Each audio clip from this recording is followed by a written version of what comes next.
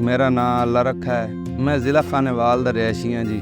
5 एकड़ मेरा रकबा है ते मेरा होर कोई कारोबार नहीं, इसे चू कमाने हैं जी, इसे चू साड़ा रोज़गार चलदा है। कमीशन छाप वाले जी सानू बहुत तंग करदे न, साडे कोल डबल कमीशन भी लैंदे न। खाद भी सानू वो देंदे न जेह्ड़ी 2-2 साल पुरानी पई है, डल्ले मल्ले चा के दे देवने।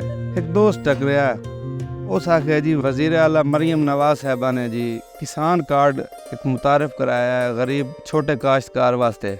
असां 80-70 ते मैसेज किया जी, असी फिर गए ज़राअत दफ्तर, उत्थों सानू कार्ड मिल गया किसान कार्ड दी। हुण सानू इतनी सहूलत है जी, साडी वो टेंशन मुक गई है जेड़ा असां मकसद है जाके दर दर धक्के खांदे आसे। हुण सानू बर वक्त जेड़ी चीज़ भी चाहिदी हुंदी, खाद स्प्रे बीज जेड़ी चीज़ चाहिदी हिसाब दा नकदां दे जाके किसान कार्ड जाके विखाइने आ, वो सानू वो चीज़ मुहैया हो वैंदी है।